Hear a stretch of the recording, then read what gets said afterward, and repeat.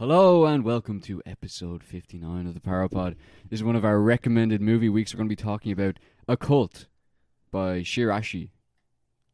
Something like that. It's a Japanese found footage horror film, and it's on YouTube, so go watch it. Man, I was amazed it was on YouTube. Yeah, I was prepared to be going on like a mad expedition into like the depths of the bowels of the internet. I was booting up the VPN to keep myself protected. Like, yeah. like we were going under. Yeah, Jesus. But thankfully it's on YouTube. I don't think my computer could have taken anything more complicated than that. No.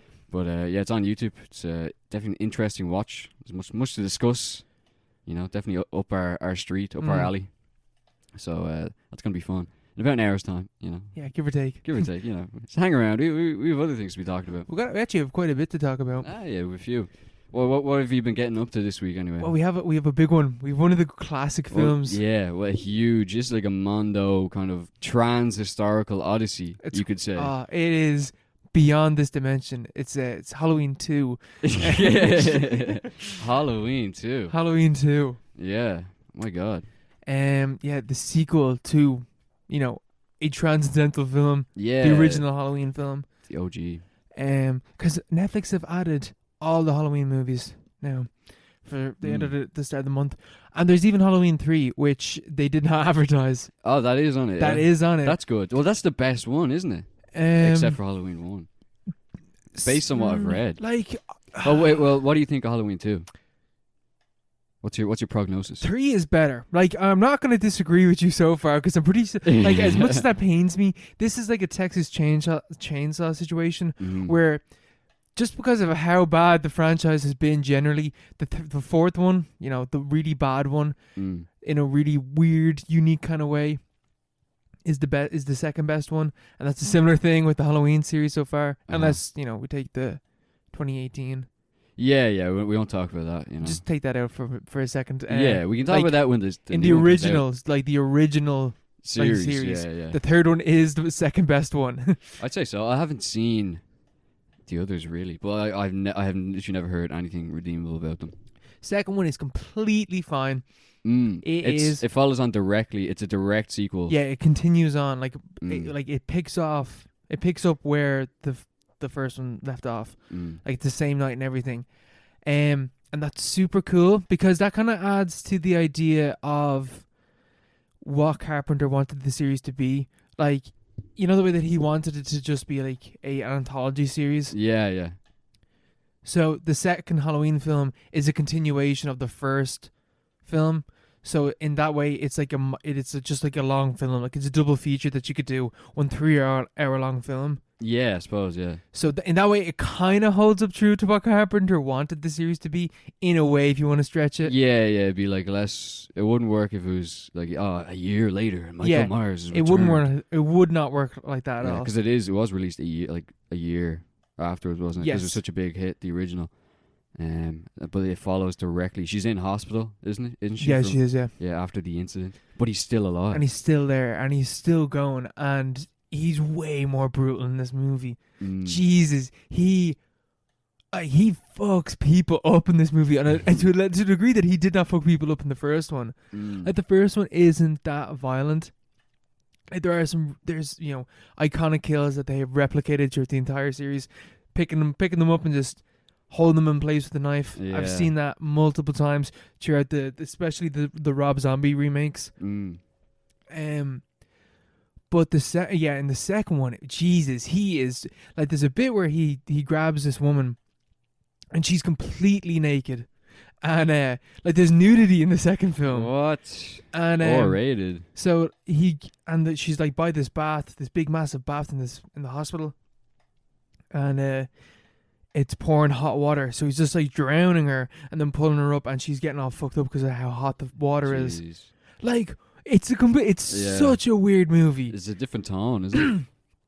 Completely. Yeah. Like, there's still really cool moments in the film that do remind me of the first film. Like, there's this really nice shot of this nurse coming into the office, and she's looking for the doctor, and the doctor is like facing the opposite direction, and you know, he's fucking dead. Like, he's gone. Yeah. And she wheels him around. and he's a needle like straight through his eye.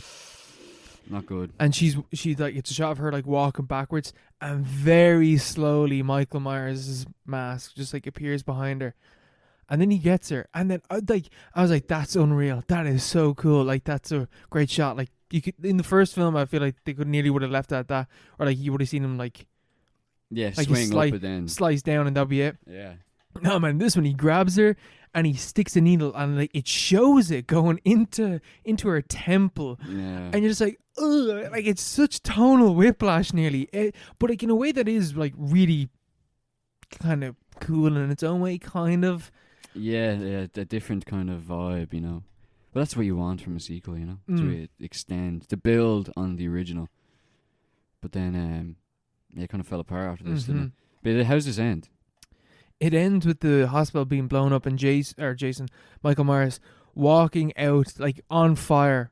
Oh yeah. Walking towards Laurie like on fire, and then just falls down, collapses, and that is the end of Michael Myers until we get Halloween 4 and the return of Michael Myers. Until he returns, yeah. It's like a Halloween 5, isn't it? I think it's H20, H2O.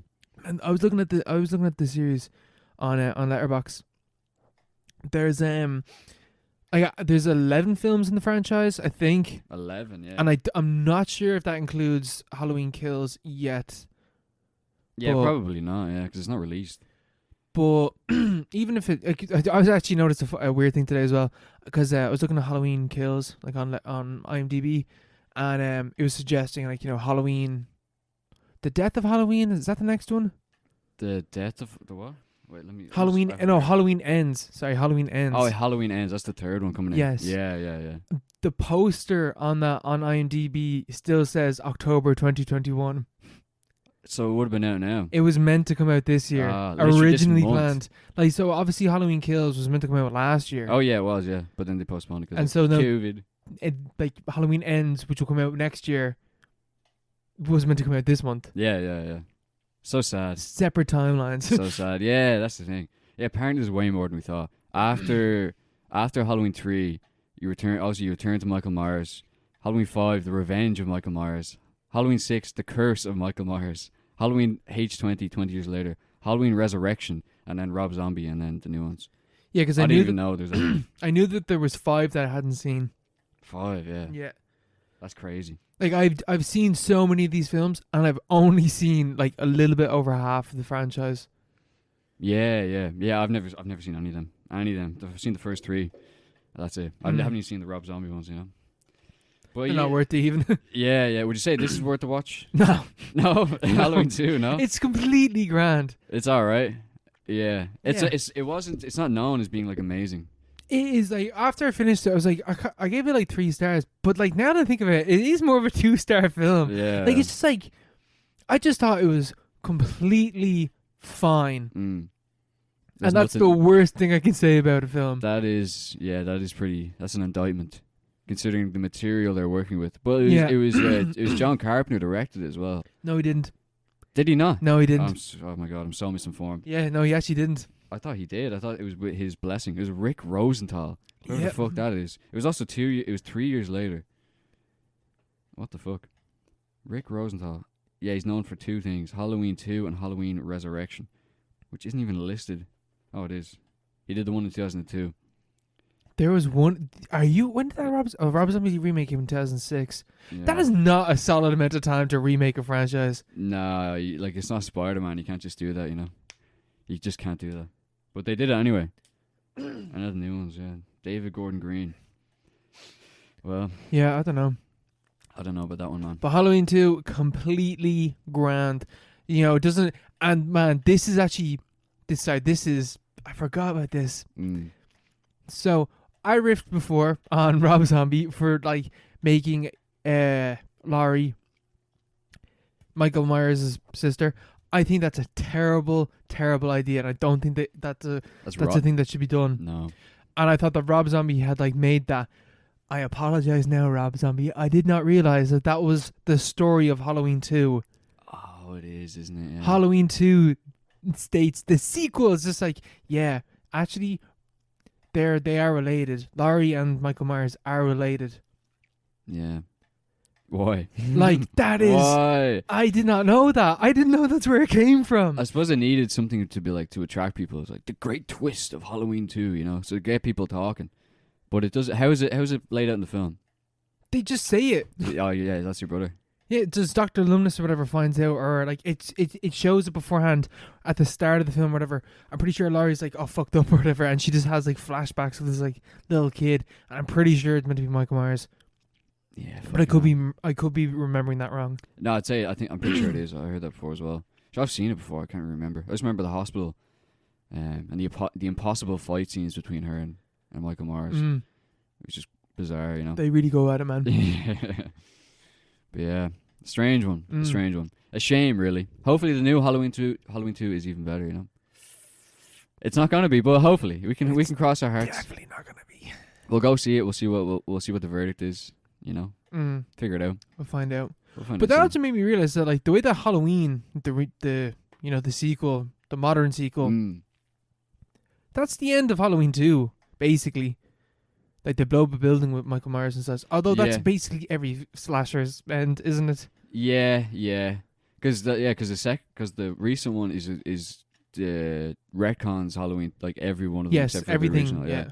But yeah, it kind of does do that. That is a bit stupid, you know. Like it's always him blowing up, but like, oh, he's not actually dead. Again and again and again and again. Yeah. But like over and over again. We can't escape it. He's trauma. And then in Friday the 13th case, he gets frozen and brought back to life like thousands of years later. Oh, Jason X, is it? Yeah. Yeah. Maybe we should do them. We haven't done a series in about 5 months. I've seen 2 Friday the 13th films. It's about shit. I've seen the original, it's shy. The original is shy. And the second... You can't really work with that. Like, when you look at the list of, like, best Friday the 13th films, it's either part 1, or in some they might go for the new beginning or whatever. I think it's like part 6 or something, because they got really, really weirdly shit with that film. Like, they were very aware of what they were doing. Jason Space. No, it wasn't that one. It's like the new beginning. It might be the 5th one, or I don't know which one it is. Yeah. Like, sometimes I'll have that one. So it's the first one or the weird one, or it's part 2. Like, Friday the 13th part 2 is regarded as the best one. It's shit. Is it? It's so bad. Yeah. Because I remember I have watched them all, like, absently. I remember I was in America and it was Halloween. It was around Halloween. They had like a marathon they were playing on TV, and I think we got into the second film, and I was like, I either fell asleep or I was just like went off dozing, doing something else. I remember just like refocusing back on the TV, and Jason was in space. It was like, because we were there the whole day just watching it. I was like, what? Or no, first they were in the bayou. They're down the bayou, and it's like I don't know what, but like they're on a boat and they're afraid of Jason coming to get them. And then I came back again and he was in space. I was like, what is happening to this series? You know, something beautiful, man. Something beautiful, and that's all the exposure I really needed from that. You know, so there's no real. Maybe we shouldn't watch them, but it'd be funny. It'd be funny. It'd be funny. But yeah, Halloween 2, it's a vague. It's like, a handshake. It's not it's a shaking hand. It's not a thumbs down, thumbs up. It's definitely the worst of the original series that I've seen, which is the first 3. I plan on going through the whole series. As the ones that are Halloween. Ones that are on Netflix anyway. Let's watch them all by next week for our Halloween episode. Is that going to be no, the one after that will be. Well, yeah. But anyway. Yeah, we can do that. We got 2 weeks. Yeah, two weeks to watch 4 movies. We can do that. Surely we can do that. We can knock off 2 of them for next week and then do the last 2. Yeah, sure. Actually, we've even less than that. There's only 3 films. Is it? They've only got the first 5 on Netflix. All right, yeah, we can do that. Be great. One of them has the really, really shit mask in it. Yeah. Fuck that. I'm pretty sure it's the 5th one. Yeah, how did they think any of them looked remotely okay, you know? Even in the second one, man, it's not looking good. Yeah, there's like a noticeable drop in quality even in the second one. But then there's ones in the 2000s, I just remember seeing clips. There's one with Paul Rudd in it. And it's like the mask is clean. It just looks like... That's like the one, I'm pretty sure it's the 5th one. Yeah, it just looks shy. It looks like they went into because the story of the original mask, they went into a Halloween shop and got like a mask of William Shatner from Star Trek, and then just like painted it silver. It looks like they went into a Halloween shop, got a mask of Michael Myers, and then painted it white, and then just painted like bleached it white, and it just looks terrible. Like, yeah, what were they doing? The best bit, I don't like Baby Driver, but the best joke in Baby Driver is when they're like, they're going to rob a bank or whatever, and I think they say like, go get Michael Myers masks. which they mean the Halloween Michael Myers, but they come back with like Michael Myers. Oh yeah, like Mike Myers. Yeah, that is good. Those are always very confusing to me, anyway. But yeah, what have you been watching this week? I went to the cinema. I saw The Many Saints of Newark. The Sopranos. The Sopranos, the movie. As is otherwise known in Ireland. But yeah, it's definitely, if Halloween is like a kind of, a meh film, Many Saints of Newark is definitely a solid thumbs up. As in like a respectful kind of, yeah. You did a good job, son. Yeah, good stuff, It's good. There are numerous problems with the film, but like as expected. Yeah, as expected. It's been a while because the guy who wrote the original series, David Chase, legendary guy. He's really old now. I think he wanted to direct this film, but he couldn't. Like he physically couldn't direct it. I don't know, like how demanding directing is, but I don't think he could direct it. So some guy called Alan Taylor did it, and he's done a few things. Why would you not get Steve Buscemi as Tony B? No, to direct it. Steve Buscemi to direct it, what? Man, he directed a few episodes of Sopranos. Yeah, but like loads of people He directed the best episodes of Sopranos. Which ones? He did the two fucking Christopher and Sylvie going off into the snow episode. Oh yeah, that is a classic. Yeah. And he did another one as well. He did one that I watched recently, and it's very noticeable when it's Steve Buscemi directing. Like there's a noticeable bump in quality. Yeah. No, he was good. They should have got him back, but I think they're trying to get. There is a lot of star power still in the film. To be fair, there's like a lot going on. They have Ray Liotta is in the film, which is mad, which is insane. He's in the trailer, and he actually plays two characters in the film, which isn't shown at all in the trailer. So there's kind of like a cool twist there, and this will be a spoil. I'm very, very bad at spoiling films, so this is going to be a spoiler-free analysis. The amount of the green light that I had to cut out last week. Oh man, yeah, I had to go in as well. I was like, there's still stuff in there. It's just ruins the film. But yeah, I'm bad for spoiling films. I'm not going to spoil this. There's if you go to see this and you haven't seen Sopranos, first of all, why are you doing that? Like, it's not really. I don't think it'd be enjoyable. Really, if you haven't seen it. I watched Mark Kermode's review of the film. He has for some reason he's never seen The Sopranos. That's not surprising, man. He's too busy watching movies. He's watching cinematography. He's watching Kino. But yeah, he just rambled on about it. He didn't say anything. He's just like, oh, it's alright. But he's like, you hadn't seen the film, so because if you haven't seen it, it's kind of just like a mobster film. Yeah, which is a bit bizarre because the original series is a deconstruction of the whole genre. Yeah, exactly. Yeah, because so that doesn't really make any sense, because I read like an interview or a line from David Chase where he was talking about like the original premise of The Sopranos is almost like a comedic kind of thing. It's like a Shakespearean comedy where like everything's so uncertain and like destabilized in America. Everyone's so disillusioned that like Al Capone has to go to a therapist. Like that's the original premise. Like it's not about Tony Soprano's so cool, he's such a mobster, he's killing all the bad guys, killing the good guys, he's morally ambiguous. Like that's all in there, but it's also like critiquing the whole genre. It's like a huge critique of it. It's a Jesse James kind of thing. Yeah. It's a huge deconstruction of it. And even within the film, like the characters are constantly aware and like talking about like Scorsese films and stuff like that, and The Godfather. Like still has like the impression of The Godfather of Michael Corleone. Like it happens multiple times. Like they're very aware. They're trying to fit into these roles, but the whole show is about how they don't and how they're pathetic and how they have like all these flaws and stuff. But then in this film, it kind of like you see flashes of that, but it's mainly just a mobster film. Oh my god, that's like the worst outcome of it. Yeah, that's a huge problem. Like, it kind of had to have been that because it has been 20 years. Even like you see people making memes of it online. Like it's you don't really see it that much. See what? You don't see people talking about it in that sort of sense. Sopranos. As a deconstruction. Like that's not what the memes are. Yeah, it's kind of missing the point. Like you see a few of them, because like he's kind of like even this. I think it was the first episode when Tony's talking about like the ducks come into into the thing, into his pool in his back garden, and this guy's like the kingpin of New Jersey or whatever, and he's like big serious mobster, but he's like also has this soft side where he's clearly like very emotionally vulnerable, and he's having like blackouts, and he has to go to a therapist and open up his emotions, and obviously he's relating to these ducks. Somehow he cries just seeing the ducks like fly away and stuff. So like it's not about, you know, bang bang shoot 'em up kind of stuff, but yeah, there's like an extent of people kind of missing it, or this film I think kind of misses the point. Like it is in there, like there's all these cool callbacks and stuff, but like it's not really what you want to see. It is limited to that kind of thing, because if you haven't seen the series, there's a lot of stuff that just doesn't make any sense. I was thinking about this when we were outside before we came up, and that's such a weird specific audience to make your movie for, isn't it? What, people who don't get the series? Like people that have seen the series. That must, because like obviously every film is trying to make a profit.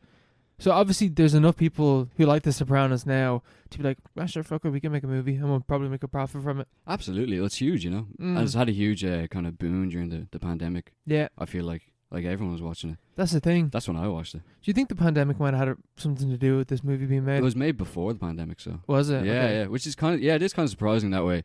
But maybe it was edited afterwards to include more of because there's lines in the film which are literally just quotations of things. Like they're literally just, like Junior's in the film, all like the old characters, they're all the big players, they're all there, which is kind of weird to see, because you know the way in the film or in the series you have like say like Junior and say like Silvio. Okay, hold for a second. I don't end up spoiling something here, so I'm guessing. Yeah, I'm trying to hold back. All right. So I'm guessing this Junior survives. Does he throughout the entire series? Junior? No, this is not a sequel. This is like a prequel. Like. Yeah, but you're just saying like, oh, so are you talking about them? Oh, sorry, I thought you meant that the actors are in the film. No. None of the original actors are in the film. Oh, sorry. Okay, grand. I thought you were saying no.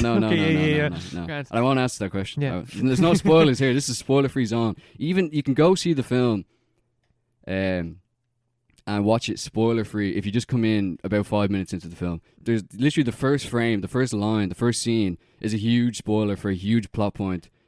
Like even there's like a narration to it. It spoils a huge plot point. Don't go near that. Don't listen to it. If you haven't seen the last series, which you haven't, so don't do that. But the rest of it is like there's nothing really. There's nothing major in it. There is, and they do kind of allude to it later in the film, but it's not on the nose. Well, it is really on the nose if you know what it's alluding to, but like it's not like this happened. I can't believe this happened. Oh, this is going to happen later, you know. But a lot of it is kind of just setting up things that happen in the series, which is I don't know. There's like a limited kind of value there to someone who doesn't know what the series is about or hasn't seen it. Yeah, because the film is about Dickie Moltisanti, who's Chris's father, and Tony mentions him in the film or in the series, a lot. Yeah, because he's like Tony's father figure, because he was never very close to his actual father, and that's explained in the movie. Is like his dad was in jail for a lot of it. Yeah. So it's the film is pretty much entirely about Dickie Moltisanti. Like Tony's kind of a side character. You know James Gandolfini's son, Michael Gandolfini. He's not in it until halfway in. What? Yeah. Oh, okay. He's not in it. There's a young Tony Soprano, like a little kid, and he's like, but he's like a side character. He's running like side hustles, taking bets. Like he has like a betting operation in school and stuff like that. Like he has like a little side story. It's not essential to the main plot. He's just kind of in the background. And the film's about how he's growing up in this environment and how he's kind of, you know, not destined, kind of just like sort of a product of his environment. Yeah, he just kind of falls into this thing. And then there's the whole, like throughout the series, you have this kind of Freudian thing going on, where everyone's, you know, have the kind of like, what's that thing? Oedipus. He has an Oedipal kind of thing with his ma. And like he has a need for a father figure. And man, I'm not even joking to say, like every time he smokes a cigar, it is like symbolic. Oh yeah, absolutely, yeah. Like everything, there's a huge kind of like he only smokes cigars in certain scenes. Yeah. He's trying to be the big man or whatever. But there's huge psychoanalytical, you know, theme or current running throughout the series, and you see it again in the movie. Like the movie has loads of that stuff. Like literally, like I'm not gonna spoil it, but it's basically the arcs playing themselves out before they actually happen, but like after we've seen them, because this is a prequel. That's the problem with prequels. That's the problem. Yeah. Well, it does kind of like sort of reinforce the whole kind of I don't know, this cycle. Not this. It's the cycle of violence. It's the cycle of kind of like I don't know, like fucked upness. How can you say that? It's a cycle of I don't know, dysfunction that you see in the series. You see how it's sort of perpetuating. Like this, like the film isn't the start of how these things all began, but like the film is showing like one stage of how this kind of developed, and then it leads into like directly into the rise of Tony and like all Tony's kind of his like hang-ups and his kind of emotional problems, which is good, which is cool. And that's where the film's at its best, because it's going back into what made the series really good.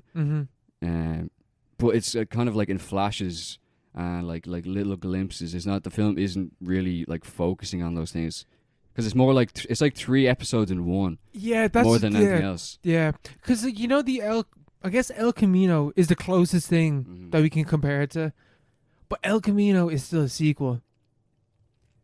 Yeah. So it's not trapped by the constraint of having an entire fucking 96-hour experience before it or whatever. Yeah. So like, that's such a difficult thing to do. Yeah. Well, like this is set really like 30 years before the start of Sopranos, so it's not really constrained. Okay. Yeah. And it has like Tony starts out the film. He's like, I think he's 8 years old.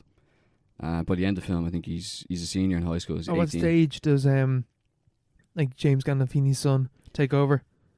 Take over what? Like playing Tony. Oh, like halfway in, like.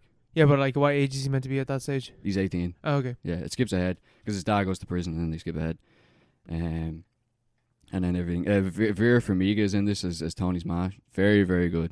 Great impression of Livia Soprano. Amazed that they don't just reuse the footage like they did in the film. Oh man, in the TV show. Jesus, that was so bad. That was so great. That would have been funny if they did that, because the film kind of has that like kind of like it looks like, But that's not really something you can ever joke about. What? Like if you were to make a joke, like if the series made a joke about what they did, that would not be cool. No.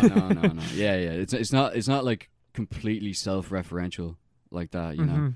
But the film kind of looks like that. You know that scene where I think it kind of looks off, like all the shadows and stuff. The film looks. Ever see Gangster Squad? The film kind of looks like that. No, I haven't seen that. Is Gangster Squad in use? I haven't seen the full thing. I just know I didn't like the aesthetic of it at all. Yeah. it's like this 40s kind of gangster. That's the thing, Gangster Squad. Yeah. But this is kind of like that. It has like all the aesthetic is very, very similar. But that's because it's set in the 60s. That's kind of going for that thing.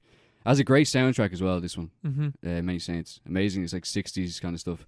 And set at the Newark race riots back in 1967, which is a big thing. Apparently, I'd never heard of it. But that's a cool kind of... But that's the thing. It's kind of like an aside. Because the film's kind of split up into 3 parts. The first is the rise of Dickie Moltisanti. Did these have intercards for them as well? No. Okay. It just kind of happens. It just kind of flows. And then it cuts for like a few years. And it goes back into it. But basically, the first part is the rise of Dickie Moltisanti. The second part is the race riots, which kind of are like ethnic tensions, which kind of sort of bridges the 2 different eras. And how does this film pull that off? I don't know. It pulls it off very well. Okay. It's done very well. You have a few N-words dropped here and there, but like that's the Italians in the 60s. That's to be expected. But your man Dickie Moltisanti, he's like a soldier in the DeMeo crime family at the start, and he has this. He works with this black guy called Harold, and Harold is like radicalized by the riots, and he sets up his own kind of like it's the Black Saints. I think it's not the Black Panthers. It's like the Black Saints, like a gang. I think it's the Black Saints. Basically, sets up like a black crime family, or he tries to set it up, and it's competing with the Italians, and like that's a whole kind of side plot, which is very interesting. Because they have this really, really cool scene. There's no spoilers, but like there's this really cool scene where they have it's like a raid on a place. It's showing how the new black gang are sort of making their stamp on the neighborhood, And they're sitting in the car, and you know that song, "The Revolution Will Not Be Televised" by Gil Scott-Heron. That's playing in the car, and then you have the interior of like this black-owned shop, and it's ABC by the Jacksons is playing. And it's like it's cutting back and forth, and it's just like this, you know, this average shopkeeper talking to his customer, and then it cuts to these lads with guns and like in the car and listening to "The Revolution Will Not Be Televised" and all this stuff. It's pretty cool, you know. But then it just kind of like dwindles. Yeah. And then you have the last third is basically the rise of Tony Soprano, but not in like a up the ranks. Basically him being initiated, or like sort of drifting towards that kind of life when he's 18. Carmela is in it for like 2 minutes. Oh, what? Yeah. Mad. Not the actress who plays it, yeah, but obviously not. she's in it. And all the actors who play the different characters as well, like the iconic, like you have like Silvio, like Paulie. Everyone knows those characters, even if you haven't seen The Sopranos, because like they're so iconic. But they all the characters who took them over, they do very well, except for the guy who plays Silvio, which is one of the worst performances I think I've ever seen. Because like no offense to the guy, but like it's just a character. It's just it's like a guy in the corner at a party who's had too many drinks and he's doing an impression of Silvio. But he's doing it throughout the entire film. He, like, even the way he walks is so exaggerated, and he's constantly doing that face. And there's multiple, like, it's not his fault, but there's multiple jokes in the film about his hair and stuff, which is kind of bad on the original actor because he doesn't have hair because he burned it or something in the fire. He burned he's like a burn, he's a burn victim, so it's kind of bad out. But those jokes are really bad as well. But it's good, and all in all, it's a good watch. It's a Christmas movie as well, so there we go. Watch out for that. Happy Christmas, everyone. Happy Christmas, very Christmas vibe at the end, and but yeah, it's worth the watch. It's definitely worth the watch, but it's limited. It's limited in terms of its scope, and the fact that it's trying to be something else.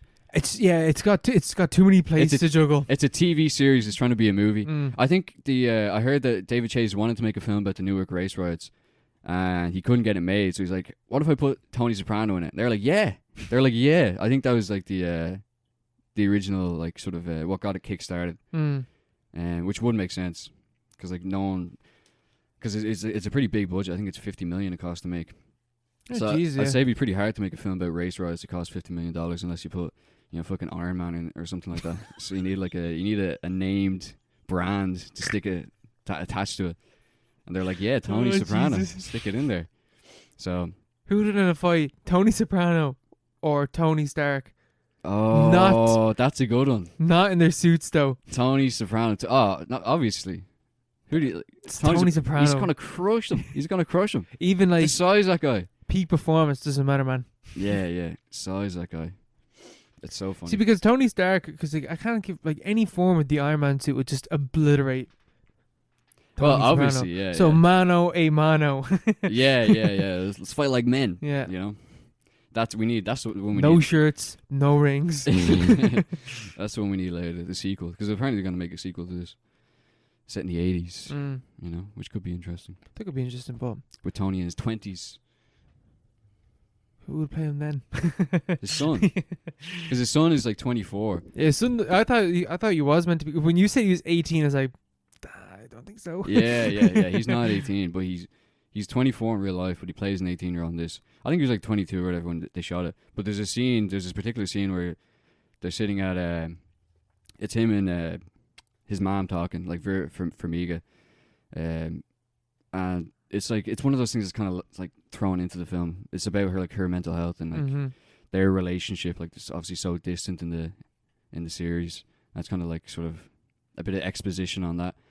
And he's just sitting there. It's just Tony sitting at the dinner table or the breakfast table. He's sitting there. His arms are he has his arms folded. His arms are the hairiest arms I've ever seen in my entire life. It's like, this guy's not 18 years old. He's like black hair running down to his hands, like. But I don't know. It's good though. It's good. Give it a watch. Well, give it a watch once you've seen. Yeah, once I finish the series. Yeah. So, who knows where when that will be? But who knows? Who fucking knows? Tell you what else I watched this week. Oh, what did you watch? I watched another big one. 2001: A Space Odyssey. The actual big one that we hyped up before. I said Halloween 2. Yeah, this is a major one. Yeah, this is a big one. Pretty major. This is a cosmic scale. This is, quote, the greatest movie ever made, end quote, by many, many people. Yeah, I think the poster says that. Even like, you look at like directors' favorite films of all time. 2001's always up there as well. Yeah, science fiction. And you know what? It's I get it. I completely understand. Just come out and say it. Just say I completely Just understand. Get it. Just say it. But the film is so boring. It is, yeah. Like, the film is criminally boring. It's what, 2 hours 50, is it? It's not even, man. Is it not? It's I swear to God, man, this film was like 2 hours and 40 minutes or something like that. It's shorter than Stalker. Yeah. It's kind of like Stalker, though. It feels way longer. Oh my God. Like, Stalker has incredibly long shots, but shit happens in the scenes. Stuff actually happens. Like, yeah, it's only 2 hours and 20 minutes. Are you serious, man? Yeah, I even got that wrong when I said 2 hours and 40 minutes. It's not even 2.5 hours. It's not even 2.5 hours. It's extremely boring. But that's the point, man. But it's also, on a technical level, one of the most impressive films I've ever seen. It's probably the most impressive film ever made. Maybe. I've no idea how they did some of the shots. Some of them look like shit. Some of them do look bad. But, like, even the fact that, like the rotating, like, platforms that they used to make the rotation stuff like that. Those were real. Like, that, like, in the film, it looks like, it looks super realistic, is what I'm trying to say. It's still impressive. It looks great. Yeah. Every single one of those, there's like a shot of them walking on a platform down this tunnel. And at the end of the tunnel is a spinning platform, right? And so we watch them walk along the tunnel and the ending platform is spinning. Then they step onto the spinning platform and it's still, and then they just walk on that and it's still spinning around from our perspective. Like, I don't know how you do that. Yeah. Oh no, it's completely out there. Like, this was made. This is from 1968, so this was made before they landed on the moon, a full year beforehand. But the opening shot is a special effect shot of the Earth from space. No one had ever seen the Earth from space before, but somehow this guy put it into the film, and it looks completely realistic. Yeah. And he does. There's scenes on the moon and stuff. They don't look as realistic because there's like no gravity effect. Mm-hmm. But it still really works. And even the shots out in space, where the astronauts are like, when they're just out in space, like the effects of the sun, like just the technical kind of details, like the way the sun bounces off the suits and like the different satellites and stuff. Like it looks how it actually looks in real life. Yeah. In real life, they say. Yeah. See, because it's all faked. See, there's some bits of it though that, like, I don't think work out. There's a bit where he has to explode from his ship and go through empty space. He has to go through outer space to then land into, like, the fucking emergency airlock or whatever, right? Like, he explodes and has to go through space. Pretty sure you get ripped apart as soon as you're like in space, because it just will rip. And he didn't have a helmet on. He didn't have a helmet on? He doesn't have a helmet on. I can't remember that. So, like, because, like, the force of space, it doesn't matter if you're holding your breath, it will rip it out of your lungs. Yeah, it's a vacuum. Yeah. I can't remember that. But yeah, that's a huge mistake. That's a glaring hole for Mr. Kubrick. So, in perfect film, think not, pals. Debunked. Shit film. Myth debunked. But Jesus, that first hour, fuck me. Like, it's so boring. But imagine if it was like, a proper clip to it. This film would only be like an hour and 10 minutes long. Oh, geez, yeah, man. It's so stretched out. There's so many long shots where it's just a man moving through space. And yes, on a technical level, amazing. Yeah, but I'm not at that level of film appreciation to love the film for that. I understand. I can see it. I can see why people would like it, but I don't like it for that reason. Yeah. See, like, I just want it to be like, even the themes. Like, the themes are just kind of, The themes. This is the heaviest sci-fi film that I've seen yet. Yeah, but Stalker's way more interesting. Is it? Like, they're about the same thing. Nah, Stalker does a way more interestingly anyway. This is more like a, I don't know, it's like a secular Stalker. Yes. I'd say. Because there's nothing about God in it, but it's about the exact same thing. But even about aliens. like even in the bit in Stalker where like Stalker is like begging for them not to destroy the room because outside of the zone I'm a complete loser. I have no purpose in life if you destroy the room. Like even like removing God from that, that's still something interesting, and that's just a character in Stalker. But like the characters, there are no characters. The characters in 2001 is each chapter 1 being the monkeys, chapter 2 being everything in space, and then chapter 3 being when he goes through into the 4th dimension and he becomes this time baby. Becomes the Star Child. Yeah, but like, you know, I think that's a strength. I'd interpret that as a strength. I love that about the film. There are no characters. The characters are just completely unremarkable. You can't relate to any of them. Hal is the best character. Hal's the most relatable character. He's the most relatable character and he's a robot because he just doesn't want to die. Yeah, and he's fighting for his life, and that's the most like. But that's kind of the point, isn't it? I get it. They've evolved to robots. Mm-hmm. You know, well, it is like, it's really boring, but like heavy. I think it is amazing, but I gave it 3. I gave it 3 stars. Oh, man. sacrilege! Because this is blasphemy. I 100% get it, and maybe on a second watch, I can like it a bit more. But it's gonna be a while before I ever do that again. Nah, I thought you would be really into it. Nah. Yeah, because the whole thing about aliens and stuff. It's literally we talked about this last week. It's the same thing. It's our philosophy, like. But it's just way cooler than Stalker. Yeah. It's just way more interesting to think about. It's just because like 2001 is 20 minutes shorter than Stalker.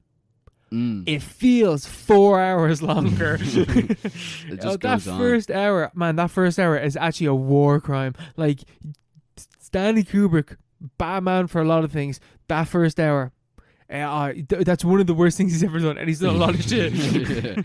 But like, I didn't know it was 2 hours and 20 minutes. I've never seen 2001 in full. I've only seen it in the different chapters. Mm-hmm. Even then, like, it's like the one where they're on the spaceship for fucking ages talking about random stuff, and there's a shot where it's just showing. I think it's just one woman standing at a desk for like 2 or 3 minutes. But I was just, it's so boring. Yeah. But that's the thing, isn't it? That's the whole point. Painful. Because it's a trip through history, through all of history.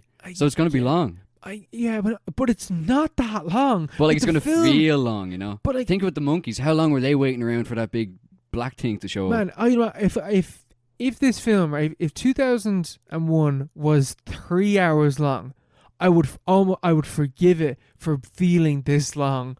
It's not that like Tokyo Story is longer than this film. It is, yeah. And Tokyo Story is so slow. It has dialogue. It has dialogue. This doesn't have dialogue, which is a big knock against it. But that's grand though. What's wrong with it? You don't need dialogue. It's a visual experience. I guess it is because there's no dialogue. It has to be a visual experience. And I get it because visually it is stunning. Yeah. But it just wasn't enough. It just wasn't enough. Now that's just the first hour. The hour and a half afterwards, yeah, it's pretty good. Yeah. Like, stuff is actually happening. I have a quote from Stanley Kubrick about the visuals from this film. I don't like to talk about 2001 much because it is essentially a non-verbal experience. Less than half the film has dialogue. It attempts to communicate more to the subconscious and to the feelings than it does to the intellect. I think clearly that there's a basic problem with, and he's going on some incel rant about, I don't know, people who criticize his films. Okay, right. But he's going for a vibe, a visual vibe. I understand, right? And I feel like the idea that I'm meant to be getting from it is like to be blown away by the vastness of space, whatever. Did not get that at all. It's the vastness of time, you know? Man, I feel like the film is way more emphasized on space. Like these long shots of space. And there's like the music. Like, okay, right? I know that the music in 2001 is super iconic, and this is not a problem that the film has, like, on an inside level, right? As the film is, it's not a problem. However, the culture around this film is the problem, is that, like, when I heard the music, I could just see, like, The Simpsons, and I could just see every parody of the film everywhere.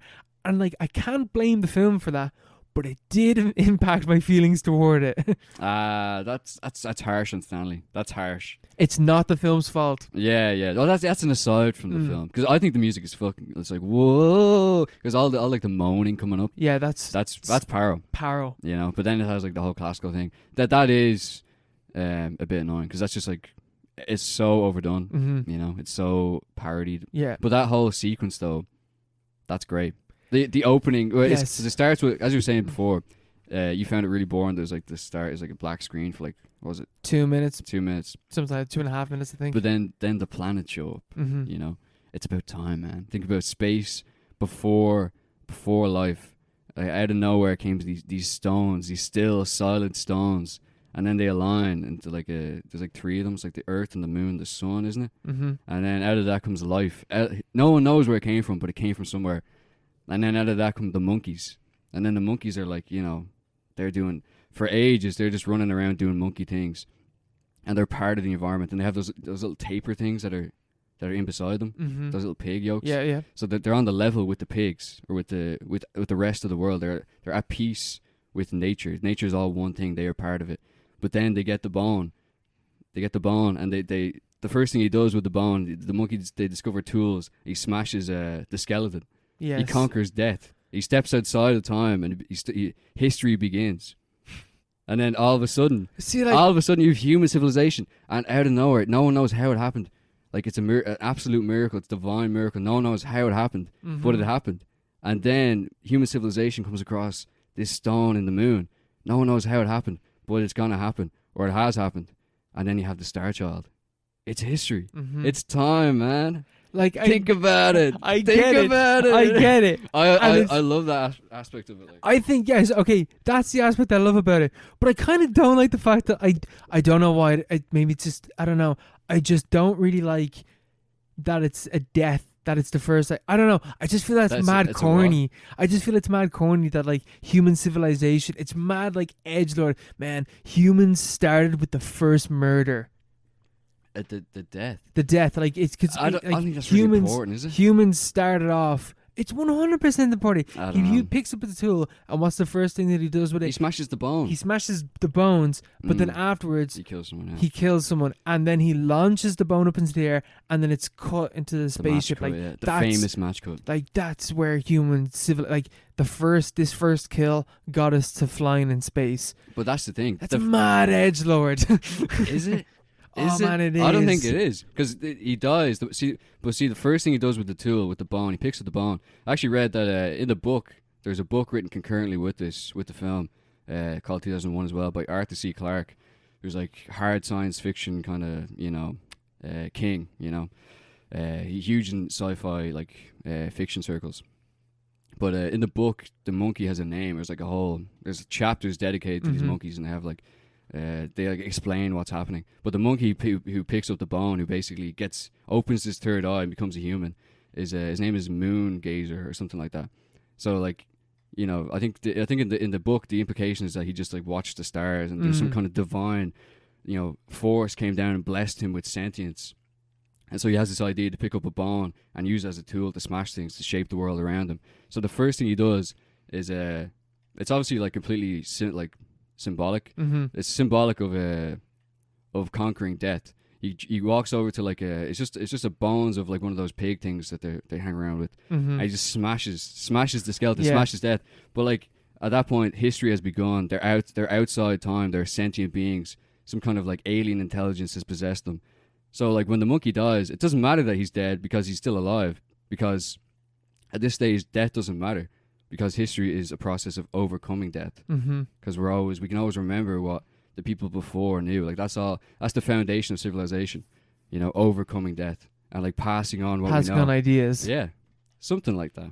That's what I would think. Okay, right. You're actually making it sound way better than it is in the film, honestly, man. Yeah, that's reading a lot into like. That's like because I never noticed the bones thing until I was watching videos about it there yesterday. I didn't notice that it was like the skeleton, the impact of that. I did notice it, but I was just thinking like, oh yeah, he's just smashing bones because he can now kill. But not really feeling like that as this like stepping outside of time thing. Yeah, I always thought that was the thing, like history beginning, but then the way like the divine aspect of it, they don't know where that or we don't know where life came from to begin with. The monkeys don't know where that thing came from, and then history began, and we're still in the middle of history, you know.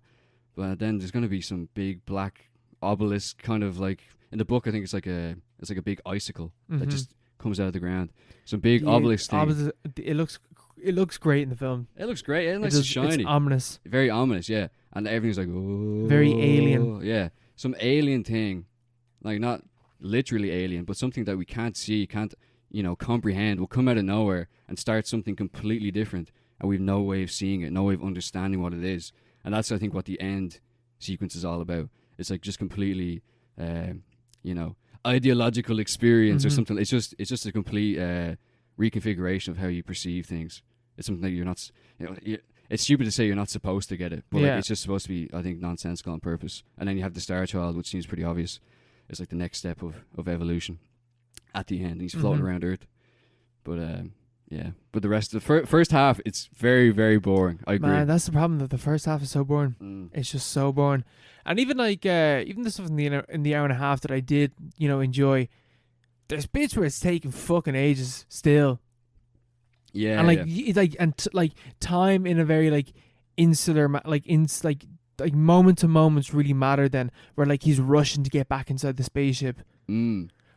But it's taking so long. Yeah, even when he's like deprogramming Hal, it's taking ages. It takes fucking ages. Yeah.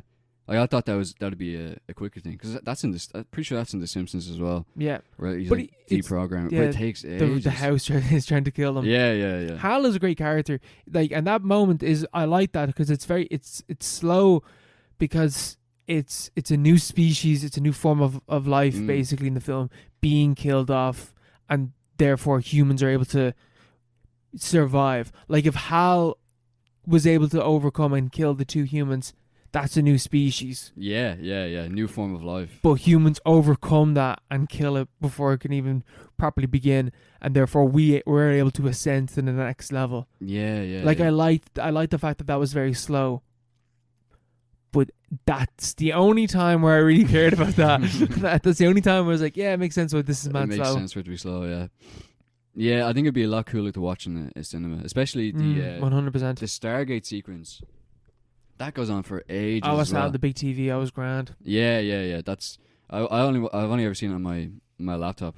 I remember they showed it in Lighthouse quite a few times. I never got around to seeing it, but just watching that on the laptop was just like, this is taking fucking forever. You know? It's like I get it, it's like but it's like it's supposed to be driving the point home. I suppose if like you're just out of it in like a cinema, it's a lot cooler, especially at the time. 68. Yeah, everyone's like, whoa, hippies! It's the new age of Aquarius and all this stuff. Imagine taking acid watching this film. Yeah. Isn't that like wasn't that like on the poster for remember in, what was it, Irreversible or one of them? I don't know. It was like in the back. No, it's one of the posters for 2001. It's like the best trip ever. Is literally like the tagline. It's how they sold the film. Yeah. So it doesn't sound a lot like Stanley Kubrick. He's just such a robot. Yeah, because that's the thing. It's so alien. It's so secular. It's so dry. That like it's so dry that it becomes transcendental, and how far how far its grasp is the only way to be like, man, that is crazy to think about. Yeah. Like this film, it's robotic. Is so it's so alien that it's like, man, mad movie, innit? It's just a mad trip. It's like, yeah, that's what it is. That's all you can really say about it. Some kind of vibe to it. Yeah, that's his like because remember we were talking about it before. Like his films are just like, you don't know whether they're trying, like you can read stuff into them, but you're not sure whether that's just people really reading into it, because you really have to reach for some of his films. And the thing is as well is that there's documentaries about that. Like, have you seen that documentary with The Shining?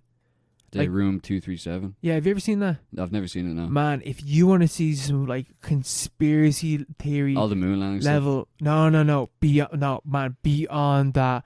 What's like, it talking about? Isn't that like, pretty far down the rabbit hole? That The Shining is about like is an apology, or is about the genocide of the Native Americans.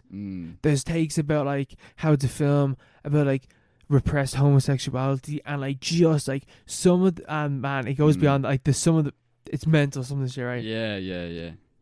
But like that people really reading into it, or did he intend? Oh no, man. There's a bit where like someone is just like, it's a bit where Jack. It's at the start of the film where Jack is talking to the guy that owns the hotel, and the hotel manager stands up and walks around, and for one brief cut, he walks by. He stops and I can't remember what he does, but his crotch is in line with the folders that are on his desk, therefore making it look like he has an erect dick. And that's the take that he just for one brief second, or like where he stopped or whatever, that they're like, see, every frame in a Stanley Kubrick film matters. So Stanley Kubrick wants us to read into the fact that the folder kind of looks like an erect dick, which means that like Jack and him have had a sexual relationship in the past. That's the kind of takes that are in this documentary. You don't think that's true, no? No, I don't. I really don't think so. But that's what I mean. Like as a people just getting too into it. That's having faith in his genius, but like having too much faith.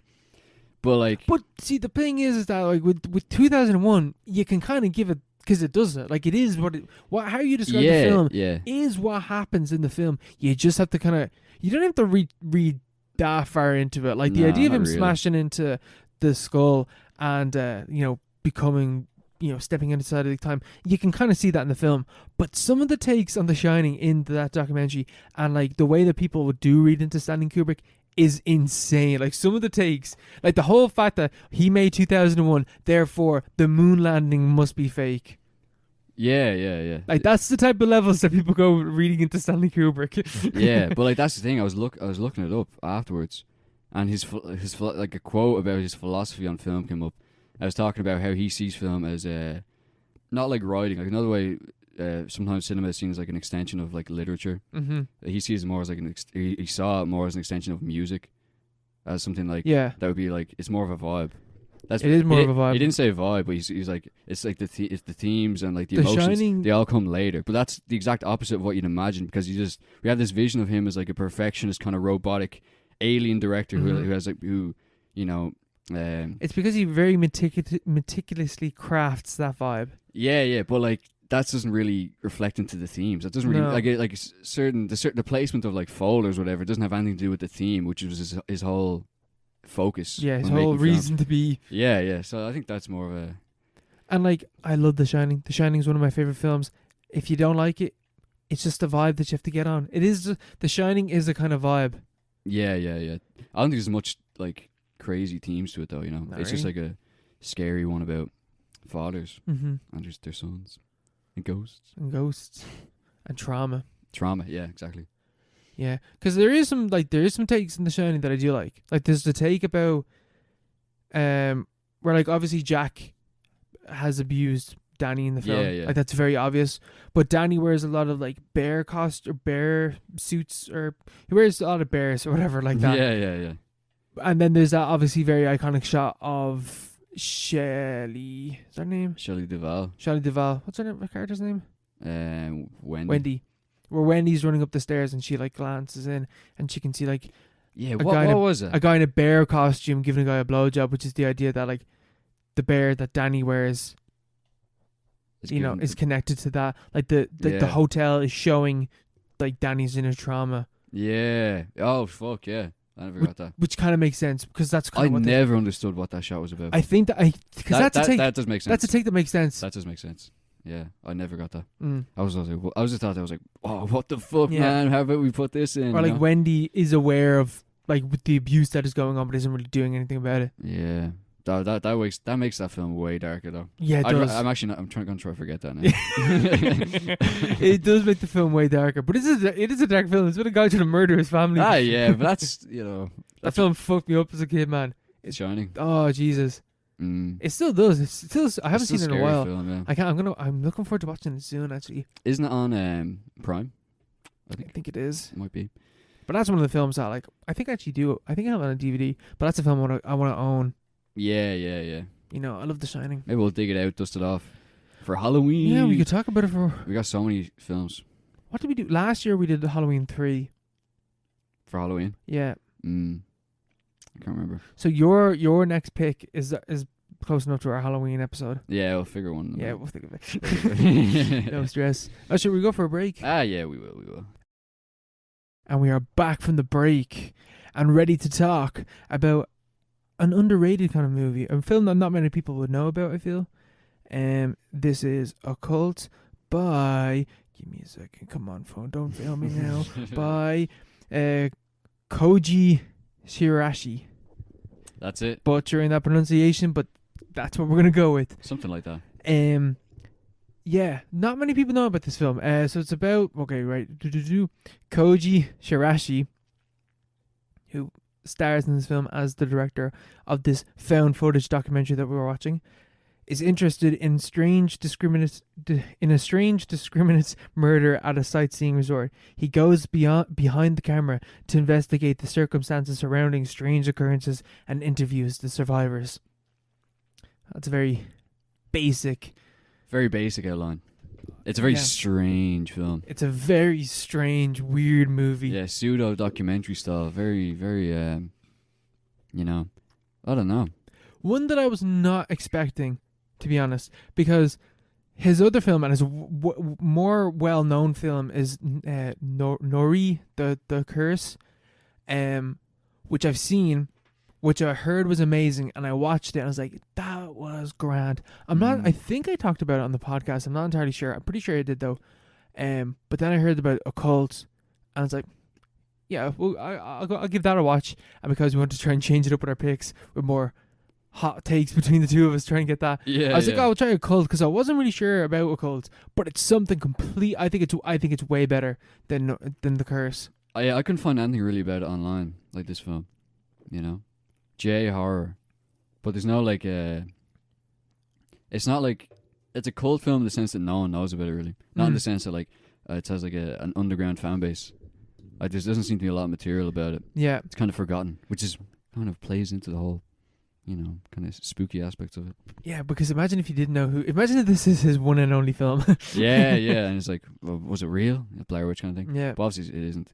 Obviously it's not real. Yeah, because those special effects have not held up. Oh Jesus, yeah. Even in 2009, Jesus, yeah. But like it's so. Actually, yeah. Even when it's like just like little dots running across the screen, because UFOs come into it for quite a bit, but like they're actually ghosts, but they're not really ghosts. They're like extra dimensional beings or like a force. Or something. Yeah, jellyfish, leeches. But yeah, basically the whole thing is stinks of Junji Ito, is that his name? Junji Ito. Yeah, Ito. I think a lot of people know about him. And Lovecraft. Yeah, Lovecraft. Yeah, the whole thing where it's like forces beyond our understanding, or like disrupting into our reality, and it's just people coming to terms with that, or not coming to terms with it. That sounds like a a family holiday movie or like a drama movie or something. Like, it's a very dark film. And it starts out really.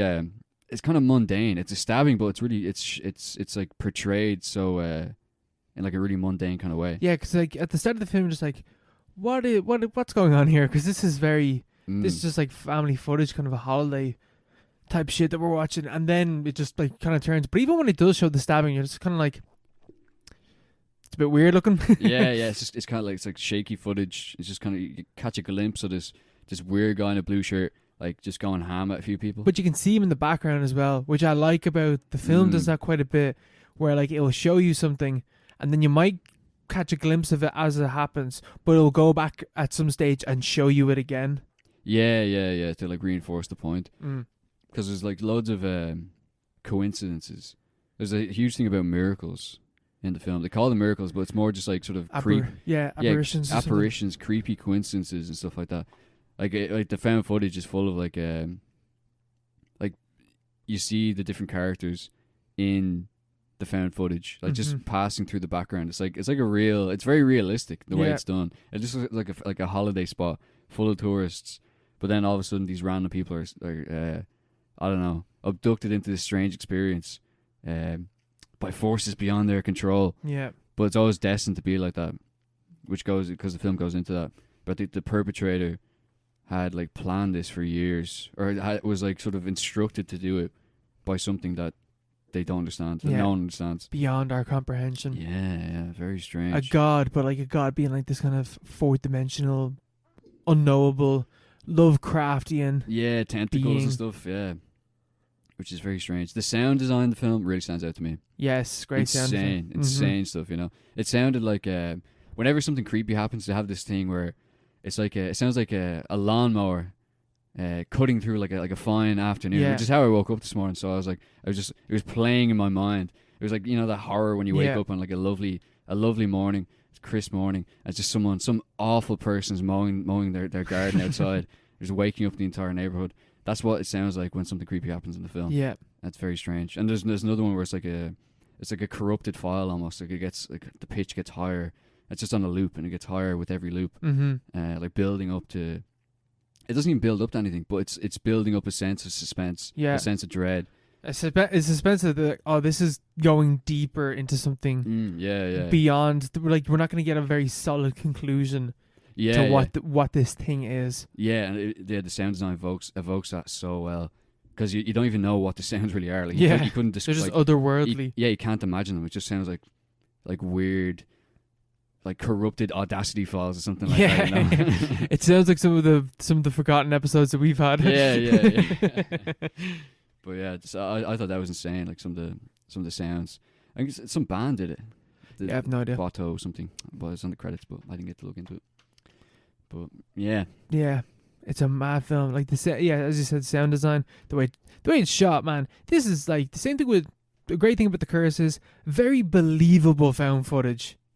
Like same thing, similar. Like you know, there's some found footage films that you're just like, you know, why is this? Why are you filming? Yeah, why are you filming at this stage? You can kind of understand, especially. Oh yeah, because the whole premise is that they're making a documentary about this. But even to the extent of like. To the point where the reason why even the director is the director filming this film is because he has been chosen by outside forces to create this documentary. Yeah. So like it therefore recontextualizes like the whole thing. Like why are they shooting this film? To being like he's meant to capture everything. That's his destiny to do that. Yeah, something about the like the medium itself. Yeah, like it's a part of the plan, whatever grand plan beyond our dimension is being hatched by this evil being, or there's like, I don't know, kind of like a neutral kind of alien intelligence. For some reason, they want to film it. Yeah, or they want it to be recorded. For some reason, you know, but to be passed on. Yeah, to be passed on. It's like an omen or something like that. A lot of stuff about symbols as well, symbology, hieroglyphics, ideographs, all these grand words. For like, just like different sigils, which is a huge thing in Lovecraft. Yeah, like the power of a symbol to sort of evoke something. Because they have what's his name, the guy in the Kiyoshi Kurosawa. Yes, he's in this film. Yeah, which is mad. Kiyoshi Kurosawa. Yeah, he's in this film, and he's a real director, and he's playing himself. I talked about his film before on the podcast. The Cure. The Cure, yeah. So he's a real horror just director. Cure, I think it is. I think it's just Cure. And he's introduced as like a horror director, who's been studying, like a mountain. Yeah, a mountain somehow related to the attacks and to the strange goings on. And the mountain's called Cthulhu, which is actually a transliteration of Cthulhu in Japanese. Oh, which is pretty cool. I saw that in the YouTube comment section, so that's interesting. Throw that in there. Yeah. But like, yeah, apparently the letters is just how you pronounce Cthulhu in Japanese. So that's pretty cool because the whole thing is the director, what's his name, Takashi? Shirashi. Yeah, the whole thing is Shirashi has gone to the mountain before and been attacked by leeches, and it's all over his calf. And like the leeches basically leave a symbol on his calf. He had 9. Yeah, 9 leeches, and that's like, it's like the old like Japanese folk term for the mountain. Yeah. And so it's all this thing about the past, or like this kind of mythic force that is just kind of embedded in the folk memory, coming out and like manifesting itself in these chosen people, which is I keep forgetting his fucking name. Shirashi. The two main guys is Shirashi and this guy Uno, who is not actually called that in the film, but that's his real name. And they're chosen by these forces. And the thing is, Uno was caught up in the attack by Matsuki, I believe his name was the attacker. and he went on this mad stabbing rampage at this by like the sea, at this tourist spot, whatever it's called. Whatever it's called, on the bridge. And he killed 2 people and he injured 1. And the guy who was injured was this guy Uno, who was injured he was stabbed and then he was slashed on the back. And the slashing was this mad symbol. Yeah, it's carved into a symbol, a strange symbol, which is obviously very deliberate. And so the director, Shirashi, approaches him just in the process of interviewing him about the attack, and he uncovers all these weird things, like this weird. He doesn't seem to know that the fact it was like a very deliberate kind of symbol, and that leads him down a rabbit hole of tracking down Kurosawa, who's read up about all these different glyphs and stuff. Before that, it's revealed that like.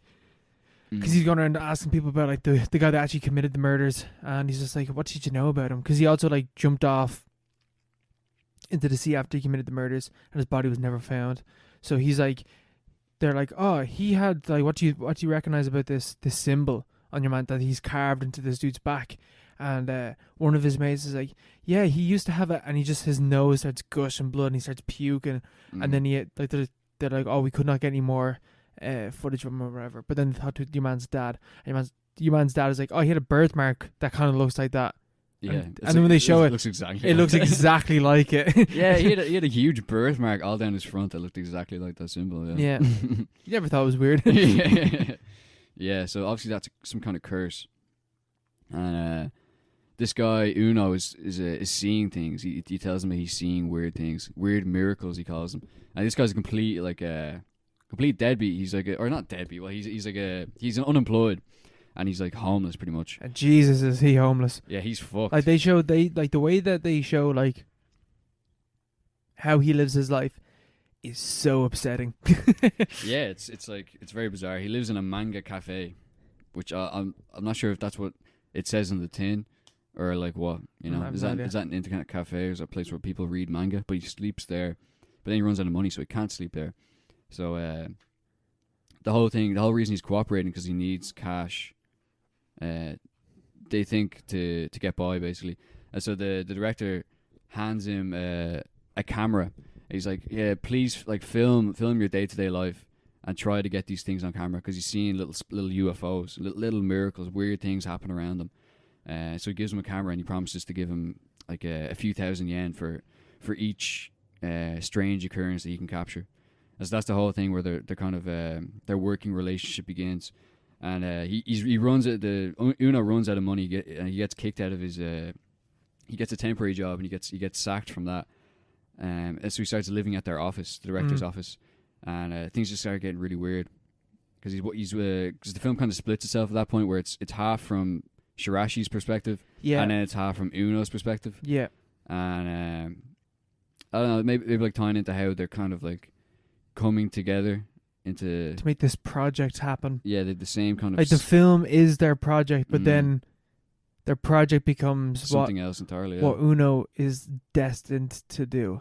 Yeah. And there's a point where they realize what it is because like they're talking to Kurosawa, and he's like, "Oh yeah, that this symbol means that like outside intervention, whatever the fuck it is, some deity or whatever, like someone was murdered, people were murdered as a sacrifice to a great god or great being, whatever." And then the other side of it, which is the next symbol that is carved into Uno's back, whatever, is about how a great god will possess a person to create a god will create a great calamity. And he's just like, "Oh, what does that mean?" He's like, "Well, it could mean a natural disaster, or it could be like human intervention." Yeah. So at that point, like we know that whatever he's going to trying to do, it's going to be something bad because you're seeing it throughout the film. You're seeing how fucked up this dude is. Like, step aside from all the fucking miracles, whatever, and step aside from like the fact of how homeless he is. Like the dude is a fucking weirdo. Yeah, strange guy. He snaps at the one, with the one girl that's in the film. He snaps at her and just like rips into her. Like he's a mad incel.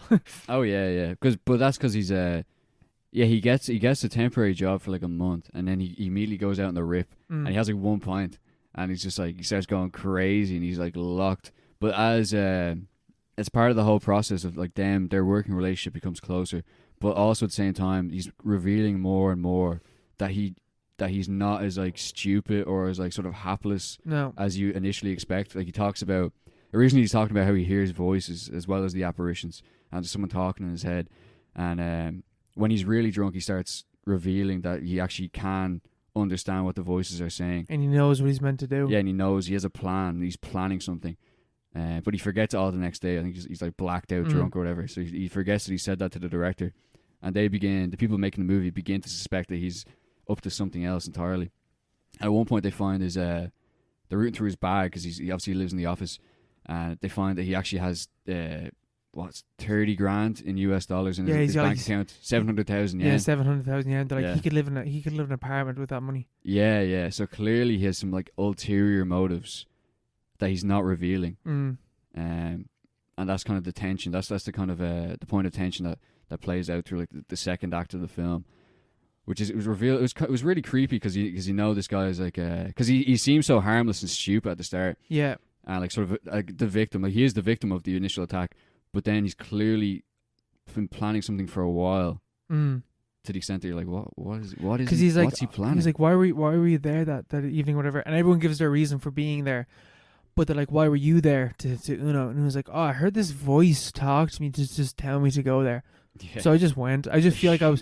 He's like, I feel like I was part of something important. I feel like I was chosen to go there. Yeah. So like even beforehand, you're just like, this is clearly a guy that doesn't really have that much going on, and this life-changing experience happens. This very traumatic event happens to him, and he feels like he was chosen for a greater purpose because that happened. Because nothing interesting has gone on in his life beforehand, and he takes this trauma and inflicts it even further. Then he tries to blow it up.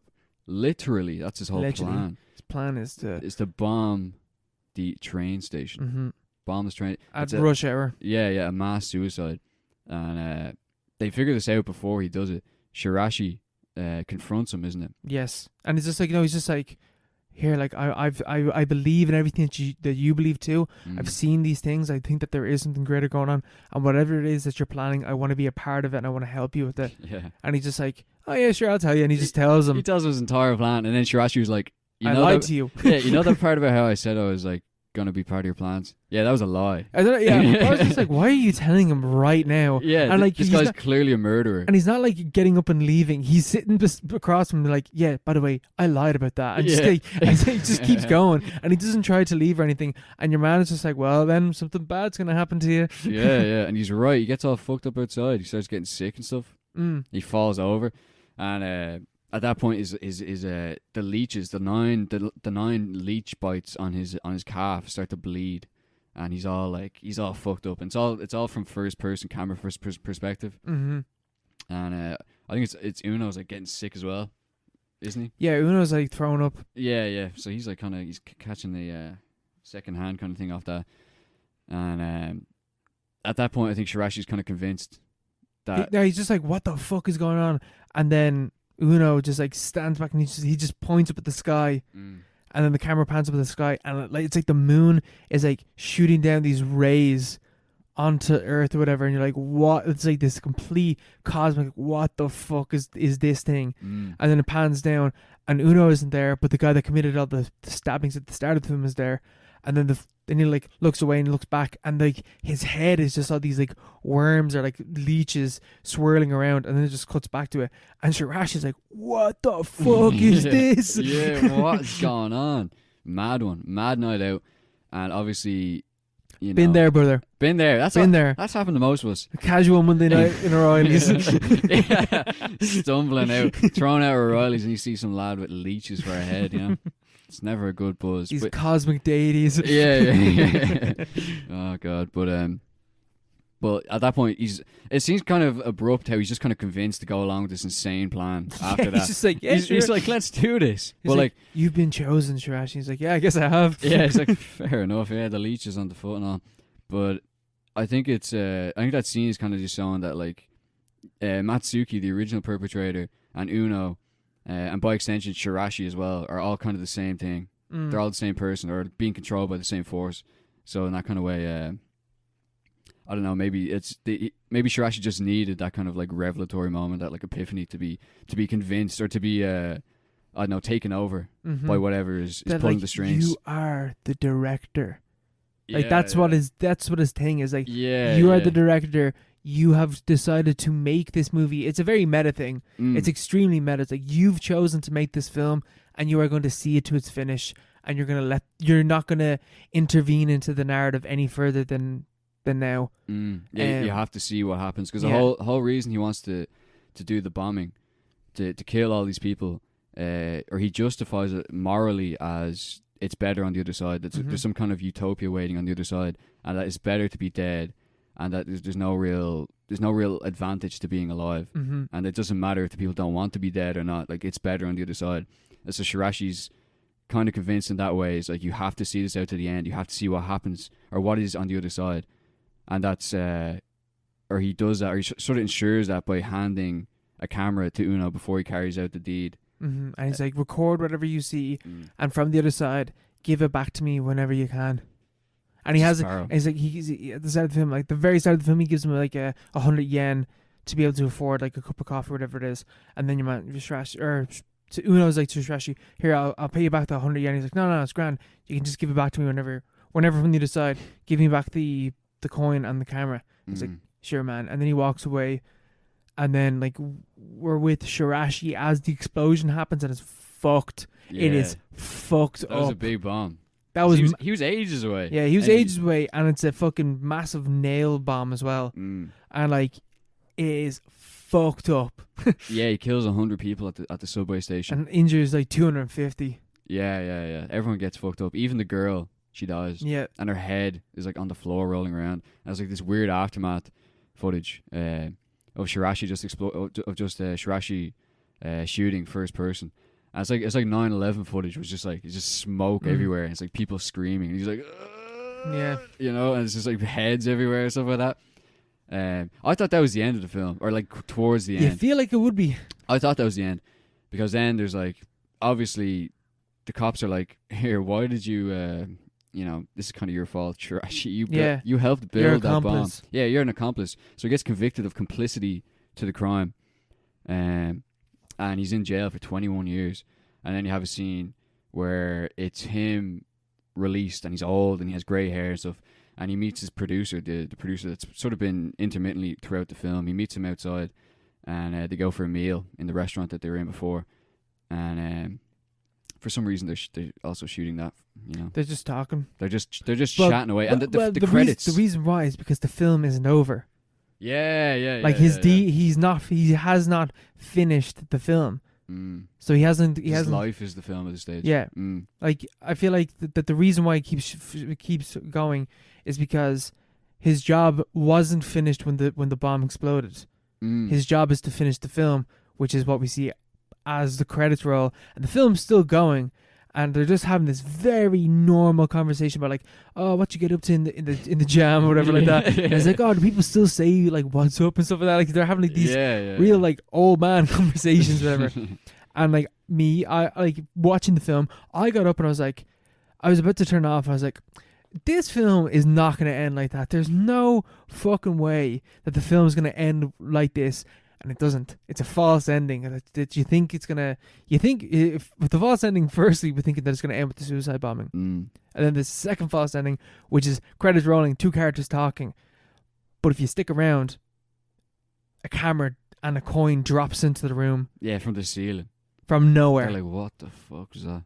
And he's like, oh my god, it's like, it's real. Like this outer deity, which we've been pretty much convinced at this stage is definitely real, is definitely real, and the other side is real because Uno has dropped in footage from the other side and the coin.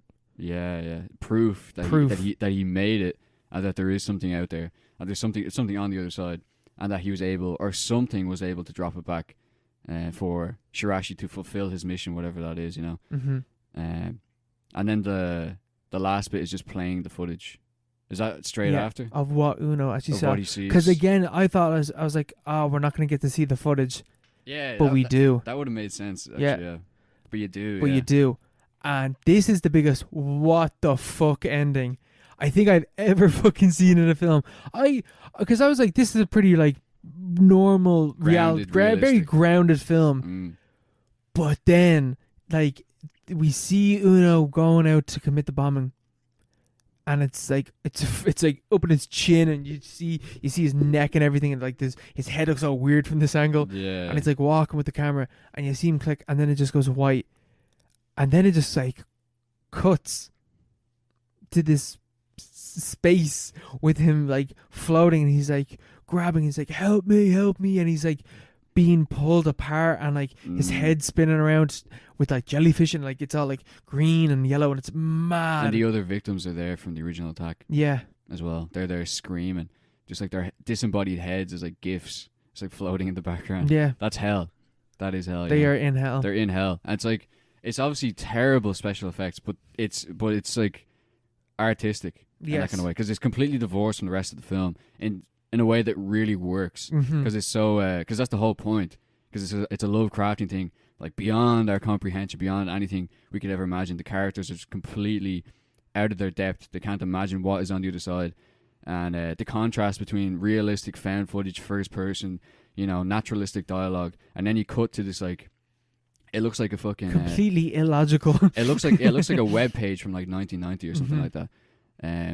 But it's just and like, but his face the entire time is it's like contorted in like agony. Anguish, agony, pain. And he's like, it's hell, it's hell, it's hell. Yeah, Surashi, whatever your name is. Yeah, help, whatever your name is. That calls back. There's a scene before they're about to do the bomb thing. They're collecting the materials for the bomb, and they're walking through the alleyway, like just walking around like with the materials from the bomb. And this guy comes up, this random guy walks up to them, and he's like, I know what's in that. Gizda. And he starts pulling the material, the bag with the materials off Uno. And they have like a scuffle. And the entire time, this random guy's just saying, it's hell in there. It's like, yeah, don't do that or whatever. Yeah, he's like, how do you know? Yeah. But like at the same time, if you knew, like he kind of gives up at the end. He just kind of gives up. He's like, if you knew, wouldn't you just like do a bit more? Should have pulled the Terminator on it. Yeah. Sprinting after him. Gone pure after him. But so that suggests that there's some kind of, maybe that calls back into like the folk knowledge kind of thing. It's like a Godzilla kind of thing, no idea. Almost, where you'd have like, there's some kind of awareness of it. I have no idea. Like that's a bit that threw me off. I was like, that just confused me. I don't know what the fuck that was about. Yeah, it's like some ulterior force like trying to combat whatever demigod is doing what, like getting Uno to commit this murder. Like I don't know what the fuck it's talking about. Yeah, I think it is just like light versus evil kind of shit, which is kind of not what I want from this film. Kind of not what you want, yeah. But also, if like everyone who dies just goes to hell, like that's pretty bleak, isn't it? Yeah, I don't know. But because they're all part of the sacrifice. Oh yeah. They're part of the ceremony. Like, yeah. But like if like he's taking 100 people with him. But I think he's the only one for the sacrifice.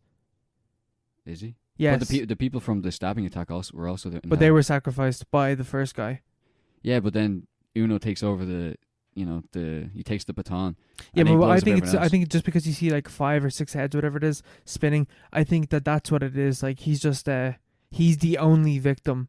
Oh, right. He's just taking out as he's made to believe that he's fulfilling this grand thing, but he's not actually, and he's the only just a trap. Yeah. Yeah. Like he's the only like quote unquote victim. Like he's at the murder. Like the others are all right. Like yeah. Well, better to be just like dead rather than go to heaven, or just never wake up rather than being in squid hell for the rest of eternity. So, well, it's also better to be alive. But what can you do? What can you do? But yeah, it's a very interesting kind of thing. Yeah, mad film. An interesting take on the whole Lovecraft genre. Which I didn't know that's what it was. Yeah, I thought it was a nice surprise. I had no idea. But then it had the swirls and stuff, the little sigils. Satoshi going, Junji Ito. Mad. They're making, I think it's Adult Swim are doing a TV show of Junji Ito. Yeah. That'd be class. I think they're, I don't know if they're doing it, but they've got something to do because they're showing ads for it. And it looks good. Oh, it's already coming out? Like? Yeah, it is coming out. That'd be heavy. Looks good. That'd be class. It's Uzumaki, like the swirling one. Yeah, man, that's the coolest one. Yeah, that's swirls. So like, good. Why is that? It's everywhere. Why is the swirl everywhere? Mm-hmm. Like, why does every culture have that? Like, we have it here in Newgrange and stuff. What does it mean? No one knows what it means. What does it mean? What does it mean, bro? It's the monolith. Yeah. That's what it is. True Detective has it. You know, Lovecraft has it. Something about the swirl, man. Something about it. Doesn't end. That's Never ends. ends. It's like a circle. But this podcast does. Right after our listener questions. Whoa! I love it. I love the segue. If you want to ask us a question, give us your opinion, hot take, whatever, you can hit us up on Instagram and Twitter at @paro_pod. Or you can ask us a question. Probably, if you ask us a question on email, we'll be honest now, we're like nearly 60 episodes into this. It'll probably never ever be read because we never check the emails. Yeah, I don't think you're gonna ask us. I think we've gotten one email. But if you want to be the second person to ever send us an email, you can send us an email at theparopod@gmail.com.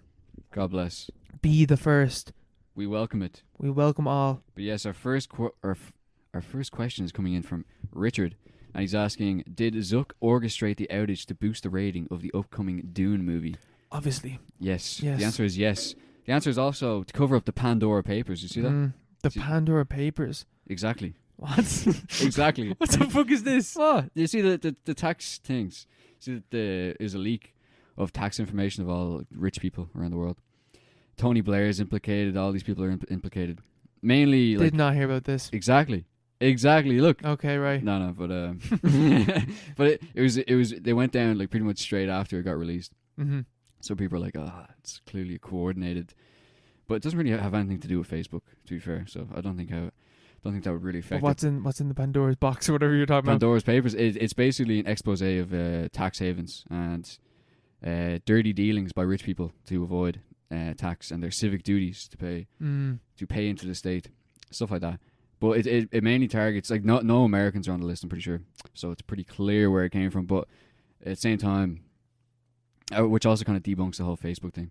Because maybe if this is like, pointing out how, like, Americans. Yeah, Jeff Bezos is like, building a secret lair on the moon. Like, maybe then, and if Amazon goes down afterwards, I'd be like, yeah, that makes sense. Yeah. But, like, I don't know. But it's pointed out a lot of dodgy dealings. But what it actually is fuck all that bullshit that you just talked about. It's about Mark Zuckerberg, the lizard, trying to protect his eggs, his worm brethren with boosting the movie about them. Oh yeah, absolutely. That's 100% what it Dune is. movie. Yeah, when's that out? Next week? I have no idea. I want to go see that film. I have no idea when that film's coming out. Well, yeah. Well, Facebook is back now, so it kind of debunks that theory, doesn't it? I was only down for a couple of hours, but whatever. I actually didn't even notice, to be honest. I didn't notice either. I had no idea what people were talking about. I only noticed it when every so often I'd open up Instagram. I was like, oh yeah, I can't use Instagram. Back to whatever I was using. We're better off, I think. Yeah. I think we're better off. WhatsApp is like the only useful thing to have. Yeah, my third eye opened for those 5 hours I didn't have Instagram. Yeah, I saw the truth of the world. I was like, big worms. Yeah, I saw to the other side. It's hell. It's hell. Oh, God. And then our next question is coming in from Tom. And Tom is asking, you've been given an elephant. You can't get rid of it. What do you do? Put it out in the back garden. Charge people €1 a go to come in and ride the elephant. You pull a Bart Simpson on it? Yeah. It's perfect. Because otherwise you have to sell it. I would never sell an elephant to a zoo, anyway. No. What would you do? Yeah, what would you do with it? Ship it off But to you Africa. can't get rid of it. Oh, yeah. So, yeah, you sell it. So we'll just to say, the people. like, no matter what you do, no matter how you try to get rid of this elephant, it'll just teleport back to you. Oh, shit. So, yeah, stick it in the back garden, charge people, make a mint. I feel like, right, while we're dealing... Okay, we're going to go on... Or declare war on someone, pull a Hannibal. Because, right, we're going to say that you literally cannot get rid of this elephant. If it dies, it doesn't die. It will stay with you. We got an immortal elephant. We're taking on everyone. That's a war elephant. Yeah. You stomp around O'Connell Street. This is my turf now, Climb inside of the elephant. Use it as a tank. This immoral being. How do you climb inside the elephant? Into the mouth. The mouth. Yeah. Just shimmy on in. Yeah. That actually could work. Yeah. It's like put me in, and it just eats you. It's like you're impervious to bullets. It's like fucking Neon Genesis. Like, should you get in? Hop in, guys. Yeah, war elephant definitely would be cool. That's what I do with an elephant. I'd climb inside of it, go around in it. It's definitely an option anyway. No, it's hippos. Hippos move back. Do elephants move fast? I think they do. Like how fast? I think gallop more than anything though. I prefer to be in a hippo, man. Hippos bomb it. Yeah, but they're not as big. Yeah, but they're still pretty big. Like, it's still a hippo. This isn't big enough. Take it back. I want an elephant. I want a rhino. Yeah. Rhinos are mad. Like, they're too easy to kill, aren't they? They're mad docile. Are they? I'm pretty sure. Compared to hippos. Apparently hippos are just... Hippos are evil, aren't they? Hippos are like Jack the Ripper. Like they kill hundreds of people a year. Yeah. Yeah. They're evil. No one ever talks about them. They have, like, kids' toys. Oh, a little hippo. No, that thing's going to kill you. Yeah, that thing is actually extremely dangerous. Yeah. But yeah, do you have another question? Another question coming in from Liam. He's asking, best and worst Halloween costumes? Okay, what do you want to do best first and then we do worst? We'll do best, yeah. Okay, what's your best? I don't know. I don't know. Actually, don't know. An inmate or something. I think I was like... Simple. I was Sweeney Todd one year. Sweeney Todd? Yeah, I was Sweeney Todd. That was a good one. I also wore a morph suit, which was also great. Yeah. Full on morph suit. Classic. Classic. Yeah, I haven't dressed up since I was a kid, I don't think. So I can't remember. Oh, yeah, I was pretty sure. What's your worst one then? My worst one. One year I dressed up as Pikachu with a full bodysuit. And but I was also Darth Maul because I liked Darth Maul at the time. So I had Darth Maul face. There's a picture of me and Carl. I was about 16, 17 years old. Oh, Jesus.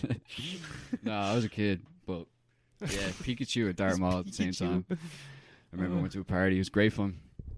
I don't know why Darth Maul, but I had a full Pikachu outfit. It was great. What's your worst? Okay, so I might just cancel myself right now with this one. Blackface. No, wasn't man, blackface. that was a terrible year. I dressed up as like a sheik, but I wasn't in blackface. I wasn't in blackface, but I was a sheik. You're what? A sheik. A sheik? A sheik. Yeah, how do you pronounce it? Or like a Arab guy? Yeah, like a really rich Arab guy. Oh, okay. Yeah. I went to the costume shop and it was there. I was like, that's easy. I'll just wear that. Oh, right. That's alright. I was like 15, 16. Yeah. Looking back on it, not great. Sure. What can you do? Not great. What can you do? That's alright. Yeah. I didn't re-wear it, to be fair to it. It was the 1 year and I never wore it again. Yeah, like Justin Trudeau just show up at random meetings dressed up as a sheik. Oh god, fucking grim.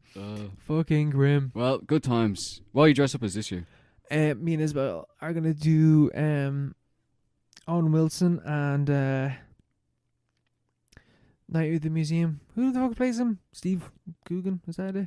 Oh yeah. Plays the cowboy. Yeah, the cowboy and the Roman. Yeah, Steve Coogan. Yeah, I'm gonna be the cowboy. Yeah. And Isabel's gonna be the Roman. That's a really good idea.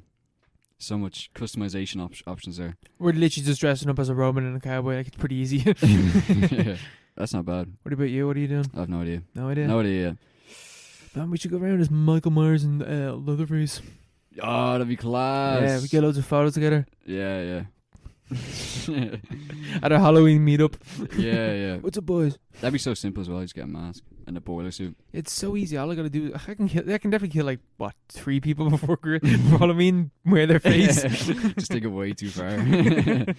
Method acting. It's fine. You have to trust the method, man. You gotta trust the method. We leave it at that. We'll leave it there. And our what's your recommended film? Our recommended film for next week is Scream by Wes Craven, 2001. No, it's 1990 something, isn't it? Yeah, 1996. Is it? Yeah, Wes Craven's The Scream. No, it's not called that at all. It's just called Scream. It's called 1996. Cupia. Whoa! In the pocket. Yeah, Scream, 1996. Wes Craven. Everyone knows about it. Most people have seen it. It's a great Halloween costume idea as well. Mm-hmm. One of the classics. I've actually done Ghostface by just the face as well. Just the Ghostface killer face. Well, we'll watch that next 2 weeks from now. Mm-hmm. Episode 61 for our Halloween episode. Until then, I hope that sounded amazing. That looks, wow, we just filled up the whole thing. I love it. Love it.